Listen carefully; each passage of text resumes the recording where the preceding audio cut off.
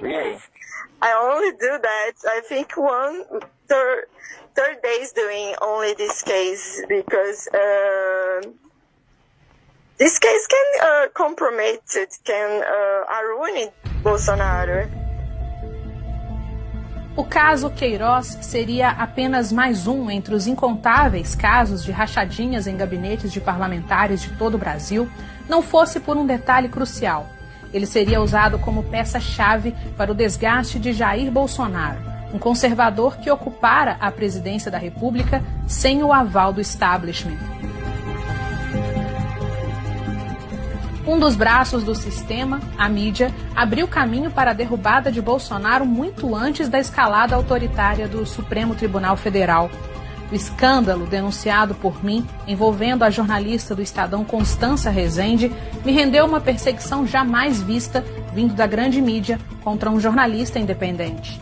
Em áudios gravados durante uma entrevista de Constança, divulgada em um site francês pelo jornalista Javad Halib, a repórter do Estadão admite que estava trabalhando somente no caso de Queiroz há 30 dias, porque aquele caso poderia arruinar Jair Bolsonaro. Yes, I only do that, I think, third days doing only this case, because this case can compromise it, can ruin Bolsonaro. Constança ainda diz que o Conselho de Controle de Atividades Financeiras, o COAF, entregou documentos sigilosos para alguns jornalistas. Can I just ask, you said that it's like a financial thing. Is that it's like a government organization or it's like a private one? Government organization. Can I ask what it's called? The name is COAF. COAF. C-O-A-F. C-O-A-F? C-O-A-F. Okay. Yes. And, I mean, have you spoken to them at all? Or they, like, did you request documents from them? Or do you speak to people who work there? Or is that just like a... Yes, I have these documents. It's documents that it's not public, but we have. It's not public, but journalists used to receive from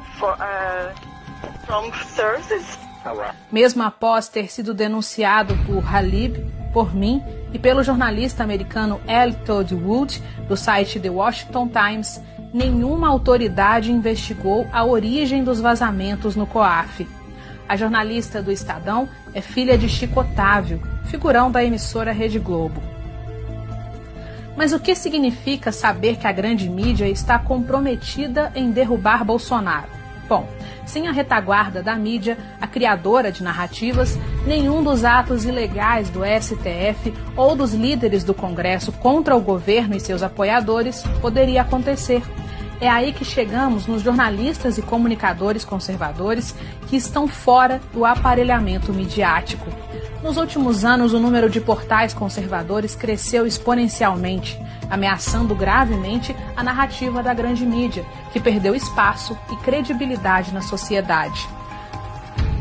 Essa comunicação alternativa não representa apenas uma ameaça à mídia, mas a todos os globalistas, comunistas e corruptos que formam o sistema atual, pois para que esses agentes possam agir de forma ilegal, precisam da imprensa aliada para validar as suas ações.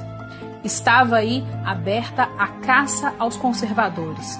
O Congresso abre a CPMI das fake news para deslegitimar qualquer narrativa vinda de comunicadores de direita. Logo depois, o Supremo segue o fio com o inquérito ilegal das fake news. Começa a prender apoiadores do governo, fechar jornais e determinar que a Polícia Federal invada a casa de pessoas comuns. Um atentado à democracia jamais visto na história deste país. Mesmo sem que houvesse nenhuma reação do governo em prol dos perseguidos, dentre centenas de investigados, Fabrício Queiroz é preso após a construção narrativa da mídia de que as supostas irregularidades do ex-assessor teriam alguma relação com Flávio Bolsonaro ou com a sua família. Políticos, narcotraficantes, policiais, empresários, líderes de outras nações, nenhum deles admite a ascensão de cristãos conservadores. Os próximos ataques do sistema serão ainda mais violentos. Os limites do absurdo já foram ultrapassados. A história do Brasil ganha páginas sombrias de uma ditadura que tem apenas um objetivo: aniquilar a verdade. De Belo Horizonte, repórter Fernanda